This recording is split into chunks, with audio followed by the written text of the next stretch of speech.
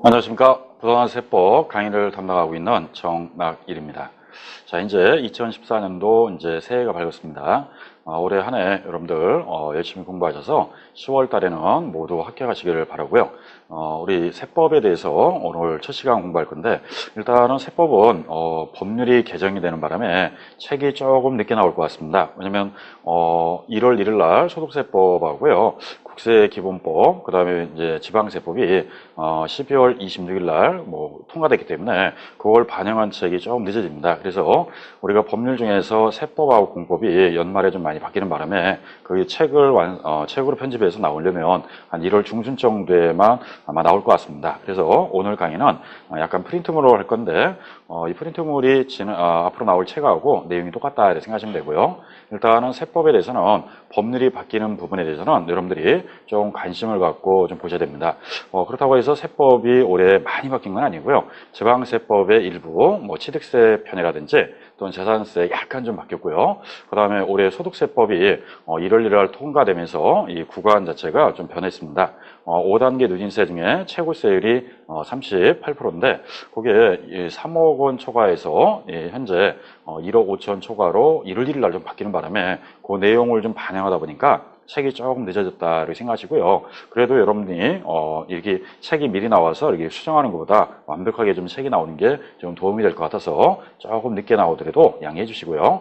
그런 거를 이제 반영한 책이 이제 1월 중순에 나온다 이렇게 생각하시면 됩니다. 자, 이제 세법에서는 어떠한 내용들을 배워야 될지 한번 소개하고, 첫 시간이기 때문에 간단하게 소개하고 그다음에 우리 교재 가지고 이제 순서별로 공부를 하도록 하겠습니다. 자, 일단 우리 세법 그러면요, 우선은 부동산하고 관계 있는 세금에 대한 법을 배우는데, 방금 말했듯이 법률이다 보니까 법이 개정이 되면 그 개정된 법으로 우리가 공부를 해주셔야 되고요. 특히 세법 같은 경우는 바뀌는 법률을 또 그해 연도에 우리 시험에 또 자주 냈기 때문에 이 바뀌는 법률은 여러분들 꼭 알고 계셔야 됩니다. 작년 24회 때도요, 세법 일부 바뀐 부분이 시험에 바로바로 반영이 됐기 때문에 올해도 만약에 바뀐 부분도 아무래도 반영이 된다 이렇게 생각하시면 됩니다. 그래서 부동산 세법에 대해서 우리가 공부할 건데, 여러 가지 세법 중에서 우리는 공인중개사 합격하면은 중개사가 해야 될 게 매도자, 매수자가 우리 중개합니다. 그랬을 때 매수자가 어떠한 세금에 대한 필요한 것이 있고요, 매도자가 세금에 대한 필요한 것이 있는데, 그런 걸 우리 중개하다 보니까 부동산을 사고 팔 때 또는 부동산을 중개할 때 그러한 세금에 대한 법을 배운다. 그래서 일명 우리 타이틀은 부동산 세법 이렇게 합니다. 세법에는 여러 종류가 있습니다. 법인 같으면 법인세를 배워야 되고요. 개인 사업자는 종합소득세, 이렇게 여러 가지 분야별로 있지만 우리는 부동산 세법에 대해서만 공부하기 때문에 타이틀 자체가 부동산 세법이다 이렇게 생각하시면 됩니다. 자, 그럼 부동산 세법에서 우리 단계별로 보면요, 처음에 우리가 부동산을 취득하게 됩니다. 그러면 취득에 따른 세금 종류가 있고요. 그리고 취득에 대한 세금을 여러분들이 나중에 중개에서 합격해서 업무할 때 상담을 해주셔야 됩니다.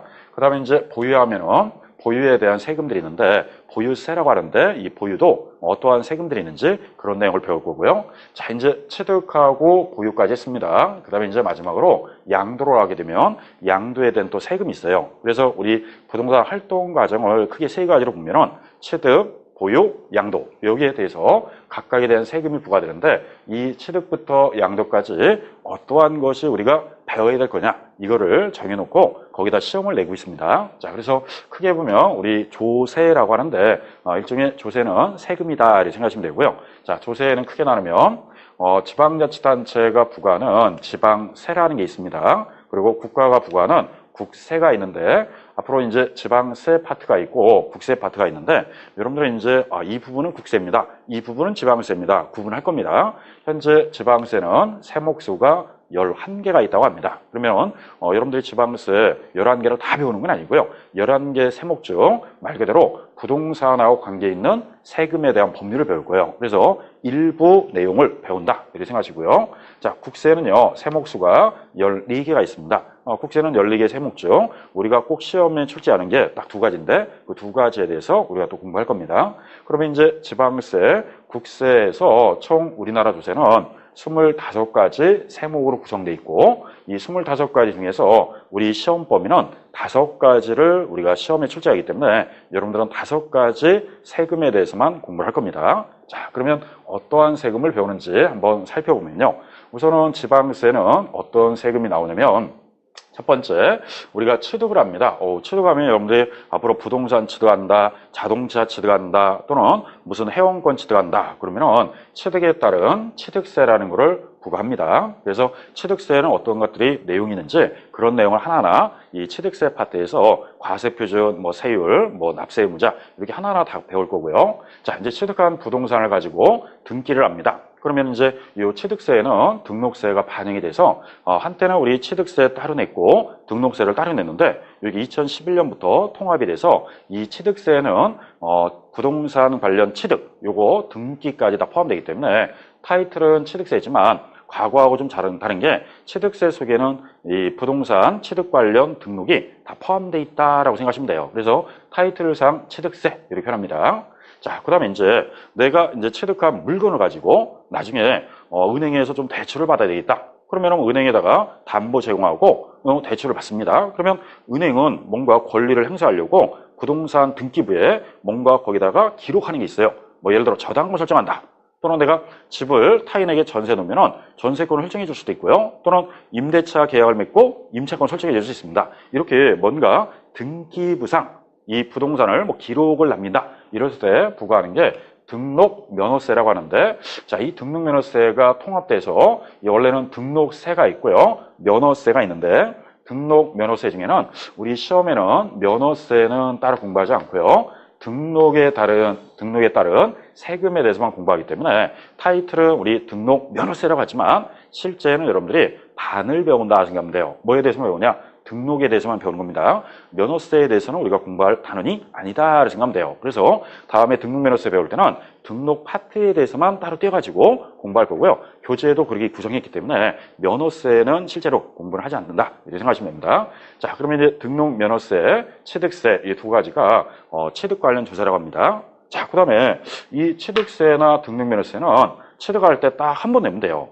자, 그럼 이제 이 보유하는 동안에 또 세금이 있어요. 여러분들이 가지고 있는 재산 중에 내가 토지를 갖고 있다, 건물을 소유했다, 주택을 소유했다. 그러면 여러분들은 1년에 한 번씩 뭔가 시군구에서 고지서가 와요. 그러면 그 고지받은 세금을 또 내야 되는데 그 타이틀 중에 하나가 재산세라는 게 있습니다. 말 그대로 재산에 대해서 붙는 세금이라고 해서 재산세 이렇게 나와 있습니다. 그러면 위에 나눈 취득세는 취득할 때 내는 세금, 등록면허세는 등기 등록할 때 부과되는 세금이고요. 재산세는 여러분들이 가지고 있는 재산 소유에 대해서 매년 부과하는 게 재산세 이렇게 나옵니다. 자, 그런데 이 재산세는요, 일정 금액이 있든 많든 적든 누구나 재산세는 부과합니다. 근데 여기다가 남들보다 좀 재산이 많더라. 재산이 많으면요, 또 부과하는 게 국세 중에서 종합부동산세가 있습니다. 이 종합부동산세는 누구나 다 부과하는 건 아니고 일정 가액을 초과해서 많이 소유한 자로 선별해서 그 종합부동산세를 부과하는데 종합부동산세가 작년 2013년도 대상자가 25만 7천 명 됐다고 그래요. 그러면 우리나라 국민 전체 5천만인데 5천만 이상 됐죠. 그중에서 25만 7천 명이다. 그러면은 이 종합부동산세는 우리 국민의 0.5%가 내는 게 종합부동산세입니다. 그러면은 재산세는 재산이 많든 적든 다 일괄적으로 부과하는데 종합부동산세는 재산세 납세 의무자죠. 일정 금액을 초과해서 선별해가지고 납세 의무가 되기 때문에 종합부동산세 파트가 있습니다. 자, 그럼 이제 재산세 내고 종부세 내는 사람도 있고요. 나는 재산이 좀 적으니까 재산세만 내고 끝나는 사람도 있어요. 그래서 일단 재산세, 종합부동산세 이 두 가지는 우리 보유 관련 조세다 이렇게 생각하시면 됩니다. 자, 그 다음에 이렇게 이제 취득해서 보유하고 마지막으로 이제 뭐 합니까? 부동산을 이제 처분해야 되겠죠. 그러면 양도소득세가 또 부과되는데 이 양도소득세는요, 무조건 양도했다고 세금 부과하는 게 아니라 양도로 인해서 얻는 뭐가 있어야 돼요? 소득이 있어야 됩니다. 그러면 이제 팔아가지고 이익 본 만큼 요거를 세금으로 환수하는데 이게 양도소득세입니다. 그런데 모든 사람들이 부동산 다 팔았다고 다 이익 보는 건 아니죠. 손해보는 사람도 있습니다. 또는 이익과 손해도 없는 사람도 있어요. 이런 사람은 양도세 부과 사유가 안 되고요. 이 양도세는 소득에 대해서 마지막 팔았을 때 얻는 소득에 대해서 과세하기 때문에 양도했다고 다 세금 내는 건 아니고 소득에 대해서 내는 세금이다. 그래서 양도소득세 이렇게 표현합니다. 자, 그러면 우리가 앞으로 배워야 될 범위는 취득세부터 양도소득세까지 해서 총 5가지 세목을 가지고 우리가 공부한다. 이렇게 생각하시면 됩니다. 자, 여기에다가 자, 이 5가지만 우리